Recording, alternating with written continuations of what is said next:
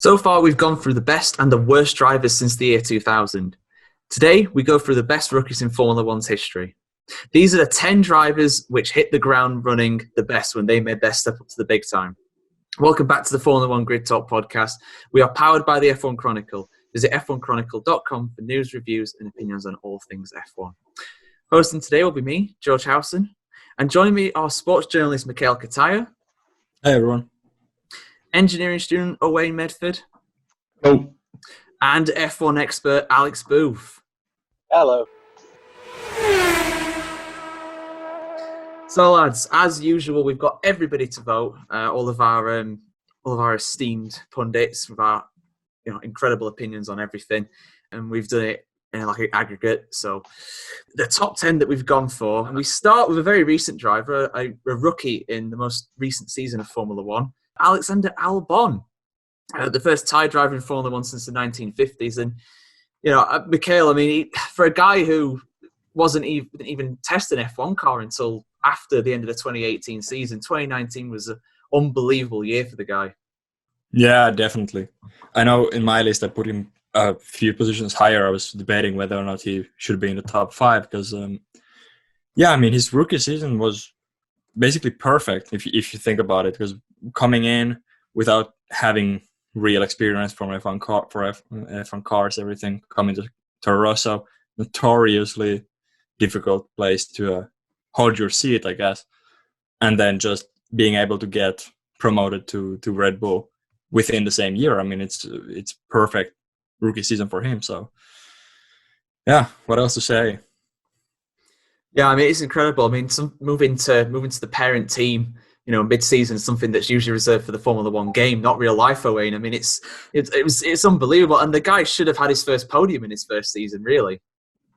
Yeah, he got promoted mid-season, which I think is always, some would say maybe he got a bit lucky from the form of Gasly to have that happen. But then from round 13 onwards, he didn't have an awful long time. He only had 9 rounds instead of 12 to, make up the points tally. So I think what I tried to do, at least when I was doing them, was just based on their teammate, which is a bit more difficult with Albon. But I thought, well, I'll compare him to Gasly, because Gasly had 12 rounds in that car, and Albon had to change mid-season, which is always a bit more difficult, I think. And to come within 3 points of Gasly at the end of the year, with only having 9 rounds to, is it 9 rounds or it's 8 rounds? I think it's 8 rounds to actually, get used to the car, get used to the team, and then start, converting on the opportunities that you're given with a more competitive car. I think that was actually very, very impressive. Very impressive indeed. Yeah, the guy had some very solid races. I remember China, he went from the back of the grid to the points. Like you said, Wayne, he changed teams halfway through the year, and he was put into Toro Rosso extremely late. Alex, it's a very unusual situation he found himself. He was convinced he was going to be racing in Formula E last year, but he ended up racing for Toro Rosso and then racing for Red Bull after that. And he was so unlucky in Brazil as well. The guy deserved the podium so bad last year for his efforts. Yeah, he was. He must have felt it was very surreal for him. It was an incredible 18 months, really. Like you say, he was initially signed to be in Formula E, and then he got the call up to be in Toro Rosso. And I actually think at the moment, I think rookies now, you could argue have it tougher than before because they don't get the amount of testing that they would have done 15, 20 years ago. So they're coming in a bit rather less prepared than they would have done. And I think that shows with the talent that they've had in terms of Albon, Norris, Leclerc. Alex did a very good job. And when the call came from Red Bull that they were demoting Gasly back down to Toro Rosso, Albon took the job very well. He never looked like he was under pressure, considering he was partnering one of the quickest talents in the Grand Prix racing at the moment. And very unlucky to lose that second place rather, in Brazil. Yeah, very much so. Whenever the 2020 season gets underway, it'd be very interesting to see how him and Verstappen get going on equal footing, if you will, equal amount of time in the car. 9th place. Now we're going back into the history of F1, so I'm going to come back to you here, Alex. This is a driver that very famous in the 1970s, Clay Regazzoni, the Swiss driver. I knew he was a great driver, but I'm stunned by his first season, actually, because he, despite only racing in about just over half, about 2/3 of the races that year, 1970, ended up finishing 3rd in the championship.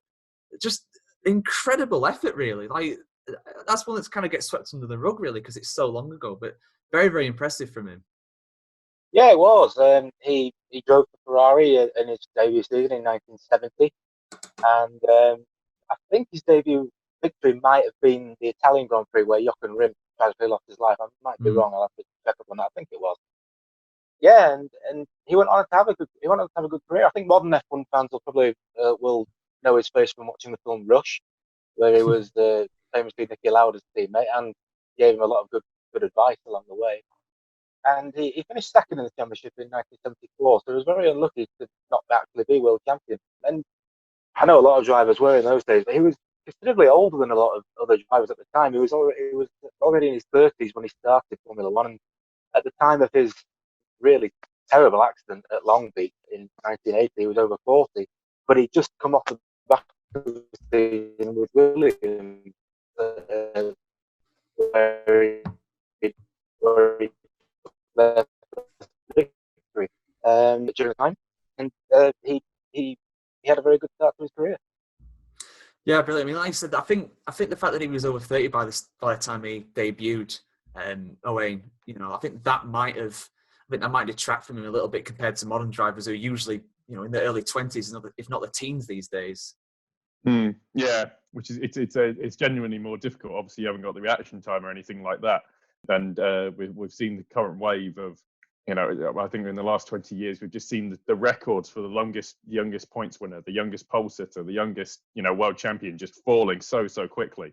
So to come in at 30 and perform like that and come third in Ferrari, which is arguably, even then it would have been even more so. It was, the biggest team, the one with the most history, and a very, very imposing place to be, I think, under Ferrari.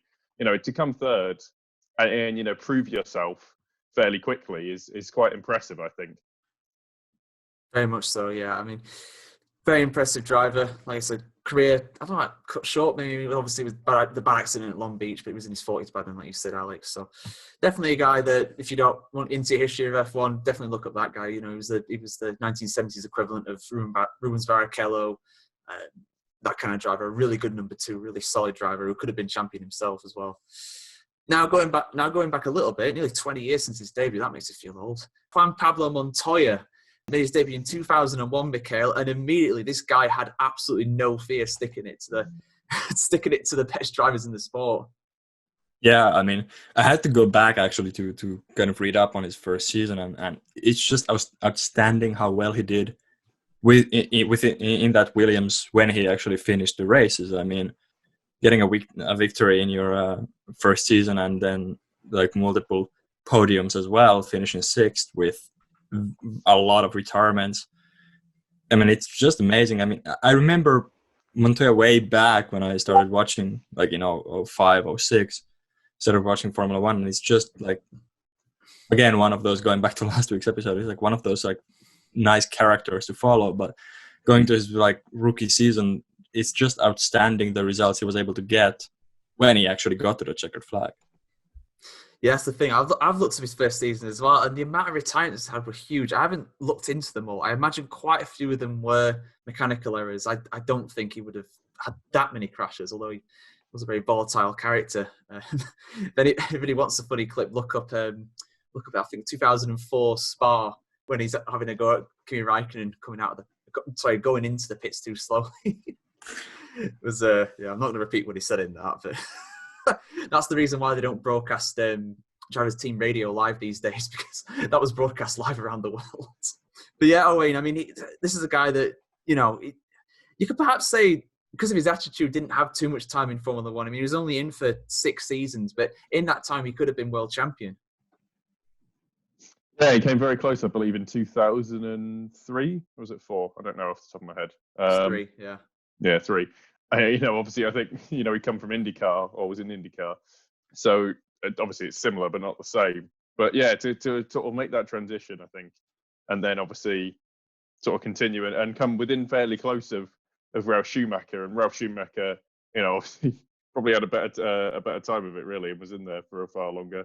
Even come behind Hakkinen, which isn't, or Villeneuve, world champions. He was mixing it up, and he didn't really displace any teams that you'd expect to be up there, but he did make sure that he was in those top six for the top three teams at the time, if that makes sense.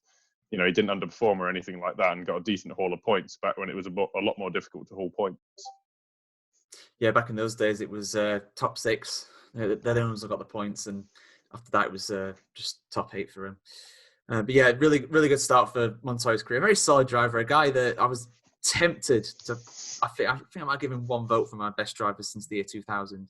He was up there. He was up there in the honourable mentions for that.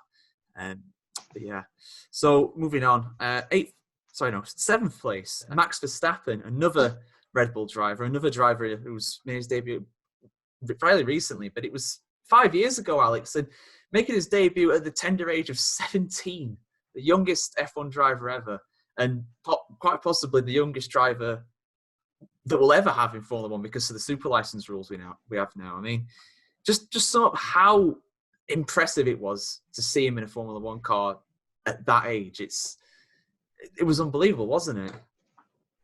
It certainly seems not as long as it actually is, because he's so young. We still think of him as a new guy, and we forget that he's been in the sport for 5 years now. I remember the night, I was reading it on my phone, the night he was announced as Toro Rosso driver. He was only 16 at the time, and I thought, no, that can't be right, surely. I can't believe they're taking the risk with that. He was doing well in European Formula 3 at the time, but I thought it was way too soon for a soon-to-be 17-year-old. But he took the sport like a duck to water, didn't he? And there wasn't that many major errors, I think, in his first season that you'd expect from someone so young. And he had some fantastic performances. I think Hungary finished 4th, and he had he had the highly rated teammate, Carlos Sainz, who'd been a Red Bull driver for a couple of seasons by then, a Red Bull junior driver.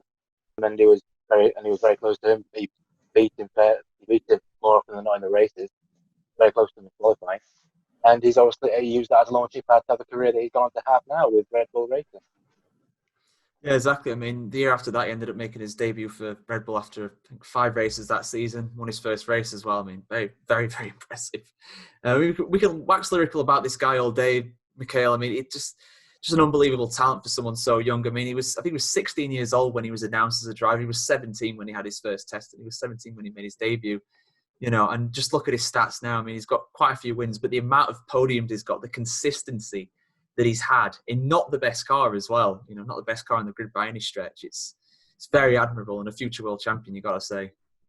Yeah, definitely. I mean, we went on and on about his achievements in the episode about the greatest drivers of this century. And I think even the fact that you come into a sport like Formula One at 17, I mean, we've seen how difficult it is even for drivers in their early 20s and everything, and to kind of just get a hold of how the world works outside of the racetrack as well, because we knew he was talented in the junior series, and the fact that he was able to come in and grasp and not get, I mean, okay, I was going to say that it didn't go to his head kind of being up there, but he's a little bit stubborn and in that sense, but it just makes him better of a driver, I guess. So yeah, 2015, 2016, just great stuff in Toro Rosso, and then it's all been uphill since with Red Bull.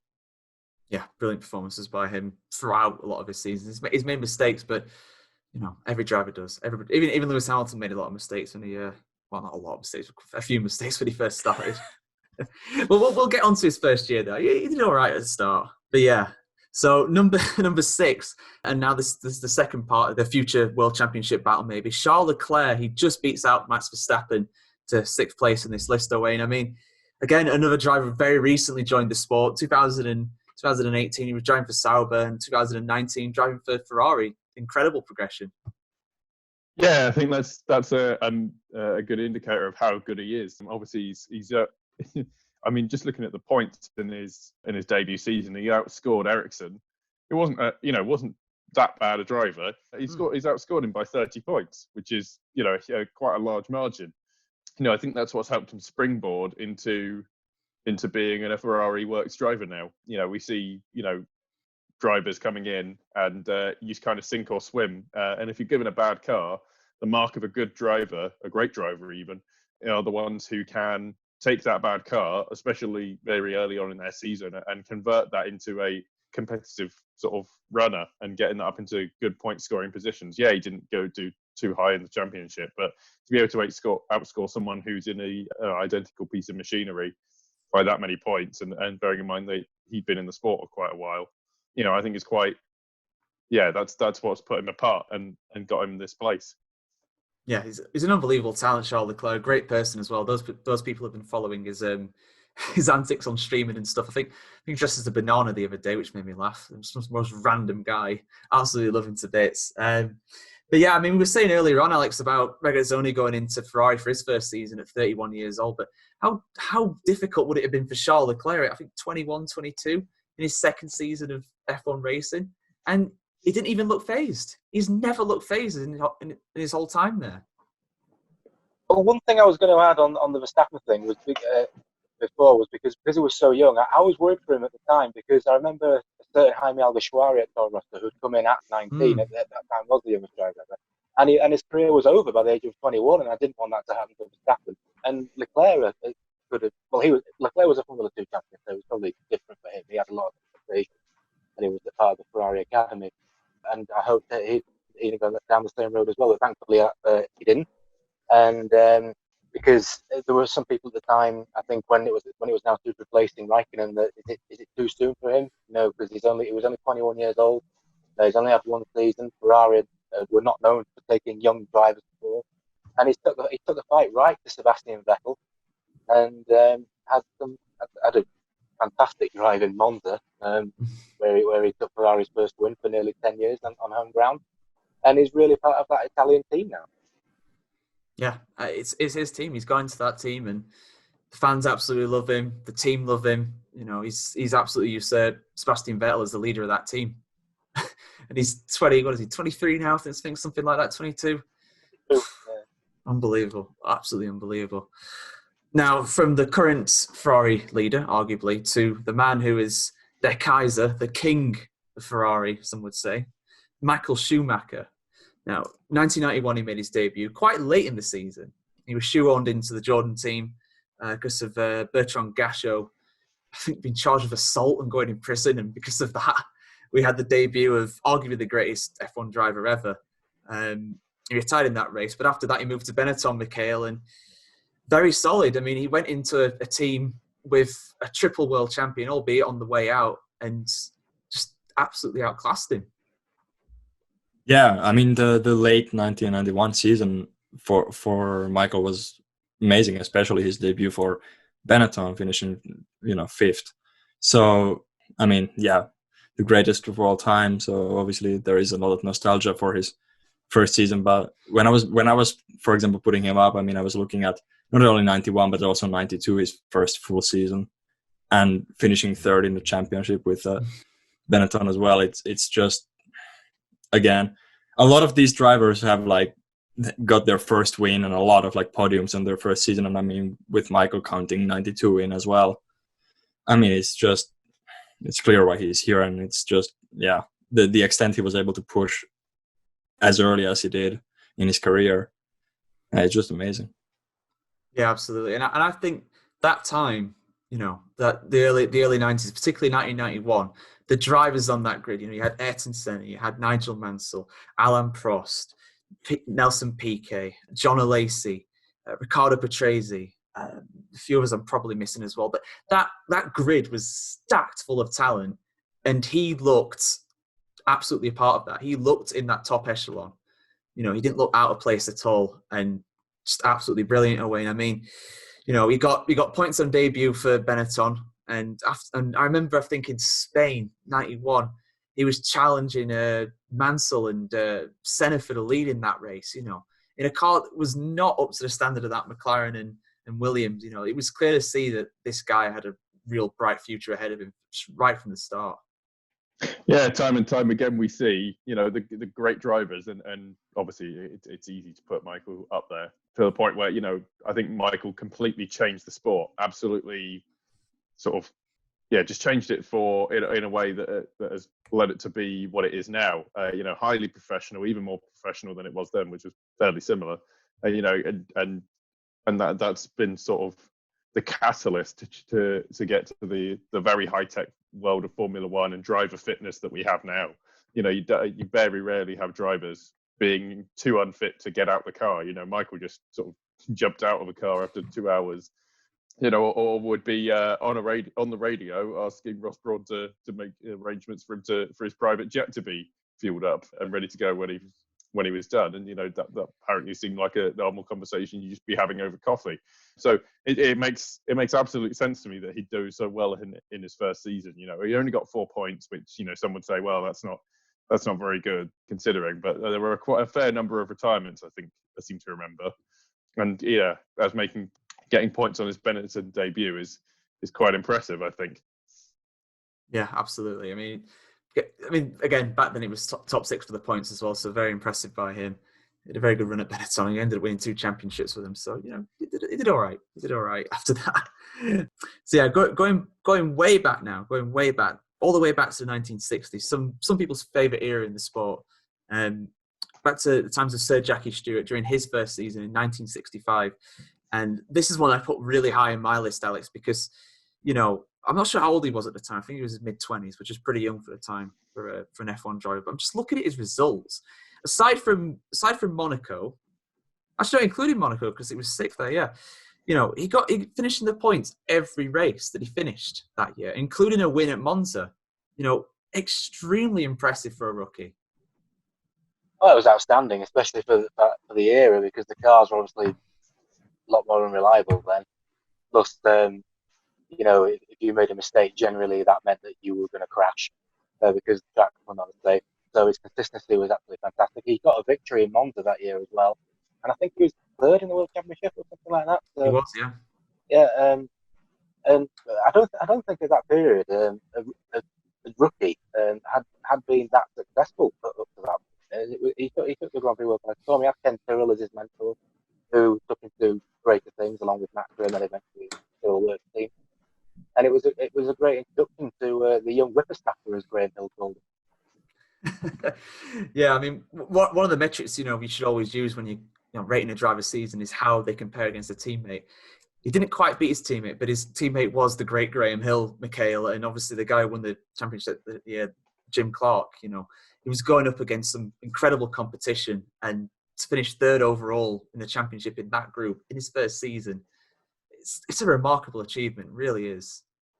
Yeah, I mean, it's just so impressive the fact that he was able to come in and be kind of the young student Graham Hill, I guess, and then just also to push him up in the championship tables and finishing 3rd that season at a time when any mistake would basically cost you the entire race. So just so impressive. And then obviously the way he went on and building up on that success a few years later, taking a few championships and everything, it's just very impressive and appropriate start for him, I guess, considering how talented he ended up being. Yeah, triple world champion. I always I mean, it's quite tragic, obviously, but I love the quote from him saying, back when he raced, racing was dangerous and sex was safe. Now it's the other way around. It was so dangerous back then. There's a film. I mean, Alex, you'll probably know the film. There's a film that goes over all the deaths in the 60s and 70s, and Sir Jackie plays a leading role in that. I'm trying to remember what it is now. It's like a documentary film. I know which one you mean. Is it called F1 Dark Years or something? It's F1 The Killer Years, I think, something like that. That's You see it on BBC. You see it on BBC4 quite often. Yeah, do go watch that. That really puts into perspective the era that he was racing. And, he used to race with a spanner on his steering wheel just in case he had to free himself or do some work with the car. It's a very different era of F1. Now, I'm going to ask for your guys' honourable mentions before we get into the podium. I'll start this time though. I'm going to give it to a guy. I gave him a few points for this one. Nobody else really gave him it. That's because he was quite an unknown driver. Tony Bryce, his first season, I think it was 75. He drove for Graham Hill's team, Embassy Hill, and which was not really a competitive car. I'm trying to find out where Graham Hill didn't even get any points that season. He was on the way out, to be fair. I think he was in his 40s by that point. not at the peak of his powers. But Tony Bryce came in and got 1 point in that car. That was a hell of an achievement back then. With again, points down to 6th. And everybody was saying this guy's going to be a future world champion. But unfortunately, like so many, he passed away. He died in that in the plane crash that ended up killing Graham Hill as well. So I'd like to give it to him. He's my honourable mention. I do look him up. He's quite an interesting guy. He's up there with the likes of Roger Williamson and Tom Price, drivers like that. A real group of British drivers that could have been world champion but never got the chance. Mikhail, who's your honourable mention for the best rookie season? I mean, I'll have to go with Kimi. Just because he's the only one I gave a point that isn't on the top 10. So I'm statistically forced to give him that. But no, I mean, obviously coming in again at such a young age to Sauber, and there are great stories of him like doing the first tests for Sauber and everything, and actually earning that spot in the team next to Nick Heidfeld. So yeah, I mean, what else you can say? I mean, another theme, not only for people drivers getting podiums on their rookie season, but it's also like how you build up your career during that rookie season and where you get afterwards, and the fact that he was able to just, go to transfer to McLaren to, basically take over the mantle of Mika Häkkinen after just basically a season in Formula One is just, very impressive cult figure. Yeah, what else is there to say?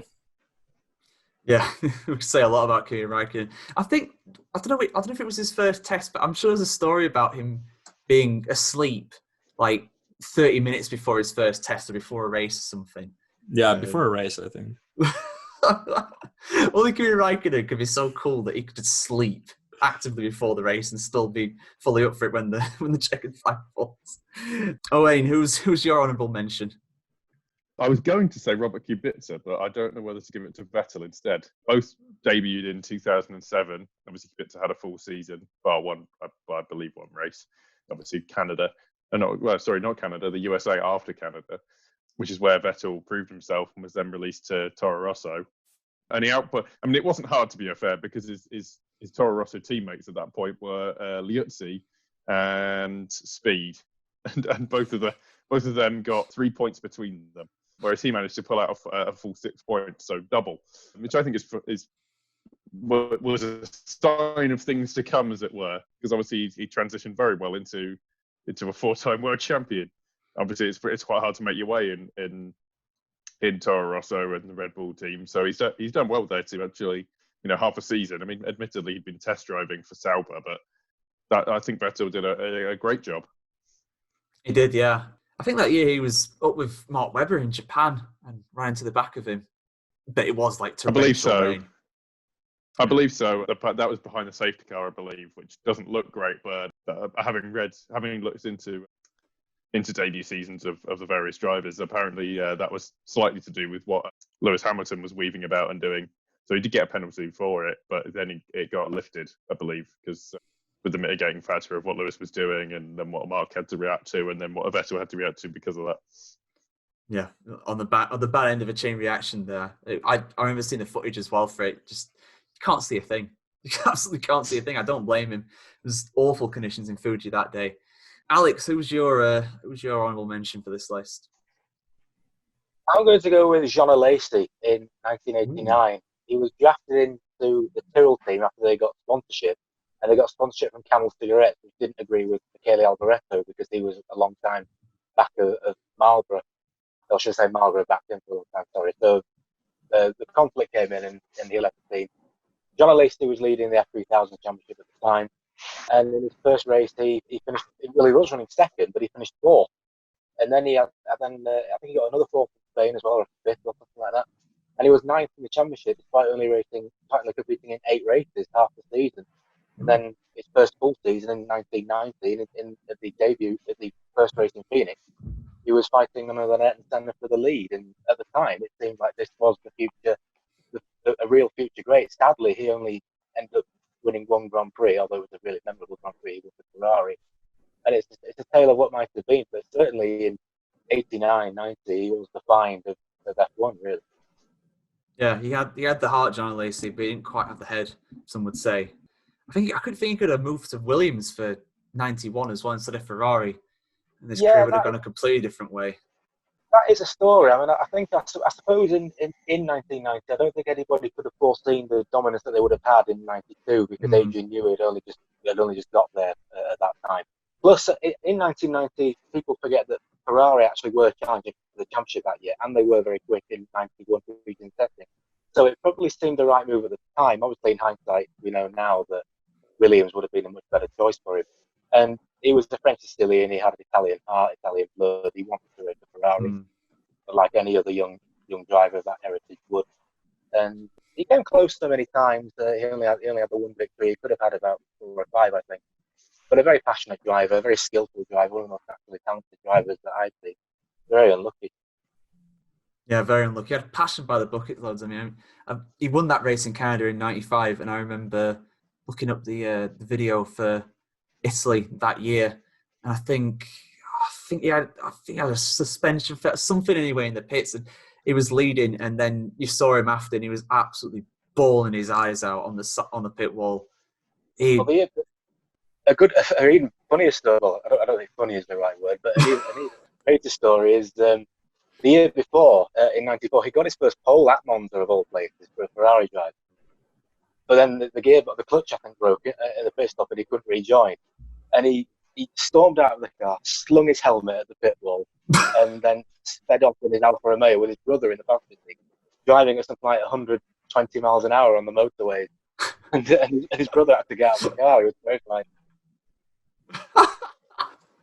Oh, what a guy, John Lacey! I recommend listening to the Beyond the Grid podcast with him. I learned a lot of stuff about him through that. Great character and absolutely adored by the Tifosi. Some things you can't quite buy. Some some amount of success with Williams would have never replaced all the love that Italian fans have for him. So it ended up all right for him in the end. So yeah, onto our podium. Third place is one and only Ayrton Senna, 1984 for the Tolman team. Not a particularly quick car, and everybody absolutely knows the story of him in Monaco in that year, almost winning, should have won. But he also got a podium at Silverstone and a podium at the final race in Portugal that year. So it was far more than just one race. It was far more than just a flash in the pan. Yeah, I mean, when Tolman brought the new '84 car out, because they were using the '83 car at the start of the season, and that wasn't as good as the '84 car. I think he got his first point in his second race, which was Kyle Army in the old car. But he showed the stresses of driving a car that unstable because they had to lift him out of the car, the physical nature of it. And then came Monaco, where that's gone down into F1 folklore. That drive for second place. We could argue all day about whether he could have won the race or should have won the race. I mean, he was very upset that the race had been stopped when it did. He actually passed Prost along the line when the red flag came out. Yeah. He thought he won it. I think he was convinced he had won it. But if you look at a lot of the races from 1984, he was in the top 10 in a lot of the stages during the races. I don't know, unless his car broke down, and as you mentioned, he had 2 extra podiums. The final race in Estoril was very good because all through that season, Tolman had not been given the same specification tyres as the top team had. And then I think for that race they did, and kind of showed just what he could do with the equipment in that car, because he was fighting all the top guys at the front and eventually finished first behind Lauda and Prost. Yeah, I mean, just an incredibly consistent season. I mean, in not the best equipment, he like quite a few times throughout his career, Owain, he outperformed the equipment that he was given. Oh yeah, absolutely. There were times that even in the top teams, when he was at Lotus, and you just thought he's well, seeing the footage, you just think he's clearly better than even that car. When Lotus was so good. In his first season, he equaled Mansell and got more points than. Oh no, sorry, he equaled Mansell and got a better position than him just on countback. And the amount of, you look at the teams above him. He's only in 9th place in the championship, which doesn't look great, but the amount of single drivers that are above him, and the car that the teammates of those drivers are just below him. I think it says a lot. You know, he outperformed his teammate by 10 points. He's how many places? He's 8 places above him in the championship. With people, Williams Hondas back there, which weren't so great in 1984, but seem to remember. But he's beaten so many decent drivers in good cars, and it was almost obvious that he would end up at Lotus and at McLaren and and at Williams later in his career, obviously, before his fateful accident. So it was just obvious that he was going to be good from that season. Yeah, a great start to a great career. Now, this guy's an interesting one. He doesn't come very high on the list of who's the best drivers, but he had an absolutely incredible first season, Mikhail. Jacques Villeneuve, 1996, fresh out of IndyCar, or CART as it was known at the time, and he put the challenge to Damon Hill from the off. Yeah, I mean, once again, just a rookie coming in and getting your first podium in your first race in Australia, getting second there, and then scoring multiple wins during that season and finishing second just off the championship. I mean, you could always speculate that maybe we could have had a rookie champion there, but yeah, just the way he was so prepared to come in and make the jump to Formula One and then actually prove his stake there in his first season and his obviously second season when he won the championship. It's just incredible, which also puts his latter career kind of into shame, I guess. Yeah, he wasn't quite as effective after he left Williams. But yeah, just a brilliant start. I mean, that shouldn't discount what he did in his first season, Alex. I mean, Mikhail mentioned about his first race there, getting his first podium. I think it was first pole as well. But he probably should have won that race. I mean, he was quite unlucky to get team ordered out of the way. It was just because of an oil leak, I think, that was affecting Hill. Yeah, it was. He developed an engine problem and he had to give way to Damon. You've seen footage of Damon Hill winning the race, his helmet smeared with oil. Like that. But he did. He qualified on pole for his debut race, which had only been done twice before that. I was actually toying with the idea of putting Villeneuve as my number one, because the other thing that did it for Hamilton was because he obviously finished 1 point off the championship, which decided it. The reason is because Jacques Villeneuve wasn't a lot of pressure at the time. He was the son of the great Gilles Villeneuve. He'd come from IndyCar, which only 3 years earlier Michael Andretti had done, and it was not a success. To make sure that didn't happen, Williams ensured that he had thousands of kilometres of testing, and he proved his ability in Melbourne. His standout moment for that season, I would say, was Estoril, where he went around the outside of Schumacher in the final turn, and he really got Schumacher's nose at that point. And he went into the final race in '96 with a chance at the title. It was very slim. I think he had to win the race with Hill not finishing, which is possible, but not always likely. And in the end, Villeneuve's wheel flew off and Hill won. But Villeneuve got his title in '97 and then drastically fell on the stage when he moved to BAR. Yeah, the BAR project did not go well for him, unfortunately. But he had a fair amount of success before that, so fair play to him. And managed to do something that his father, unfortunately, never got the chance to do and win a world championship. But yeah, now we gave him a quick mention there. No surprises, really, with an absolutely perfect score. He got top from all of our panelists, 100 out of 100 points. Lewis Hamilton. And Owain, it's really not a surprise. I mean, he came top of the best drivers of the century list. Some people say he's the best ever, and he's arguably the best rookie ever too. He's come top of that survey. I mean, we say that Villeneuve could have been world champion. Lewis Hamilton, I think, really should have been. He really should have been champion in his first season. I mean, he's come within 1 point of Kimi Räikkönen, who had years in the sport and was in arguably the best car that season, depending on the day. He's beaten Fernando Alonso, reigning 2-time world champion, and Fernando Alonso, admittedly on countback, but that obviously that just shows consistency he's had to have during the season. He's not earned his points in one big chunk. He won a race within 7 races. He got points, I believe, as a podium in Australia. Yeah, at the start of the season, outperformed Massa. So he's second out of the top 2 cars in that season. So he's up against some of the best drivers on the grid that we have seen. Admittedly, sort of not 2012 or back in the early 90s levels, but just so amazingly good to just come in and hit the ground running in a time when we don't go testing. That you haven't got Ferrari or all the different teams pounding around circuits around the world to develop their car. With sort of in the midst of just before a financial crisis, admittedly, this was the last of the good times when it came to money in Formula One. I think, it's just so impressive to come in. Admittedly, was GP2 champion and just completely clean up against some very, very, very tough opposition. Yeah, it was not easy for him. He obviously had Fernando Alonso in the same car as him. He had Kimi Raikkonen, strong competition in the Ferrari. Alonso was a double world champion by that point, admittedly new in the McLaren team, but he was unbelievable at Renault, and he was brilliant at McLaren too after he moved there. I mean, just the consistency which strikes me though, Mikhail. He started the season with 9 consecutive podiums. I'm pretty sure that's got to be a record for a rookie. He got several poles in that time. He got back-to-back wins in Canada and the USA. Those are not the results you should expect for a rookie. That just shouldn't happen.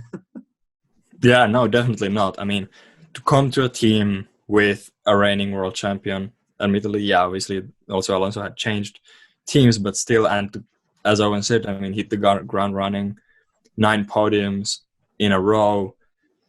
It's just incredible. And it's, yeah, probably should have been the world champion, even though it hurts for me to say as a Finn.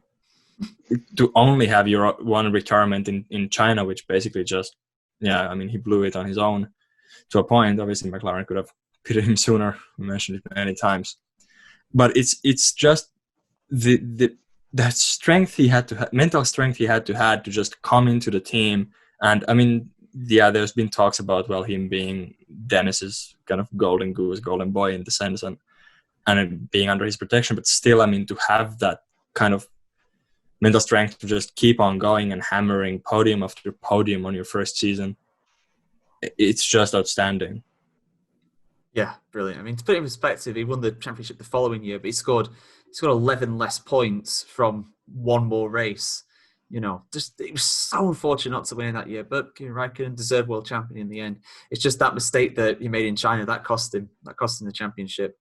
Simple as that year. I mean, it's just, I mean, we can and we do wax lyrical about him a lot, Alex. It's just, like I said, it just shouldn't be possible. A rookie, and the thing with some of these guys, like Regazzoni, like Villeneuve, they're a bit older. They are a lot more experienced. Regazzoni was in his 30s.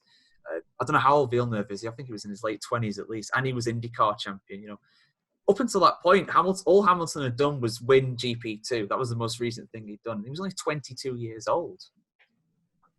Well, for that reason, I'll be brutally honest. Though, when during the preseason of 2007, he was being hyped up as a potential world champion, and I thought, yeah, I've heard all this before about drivers.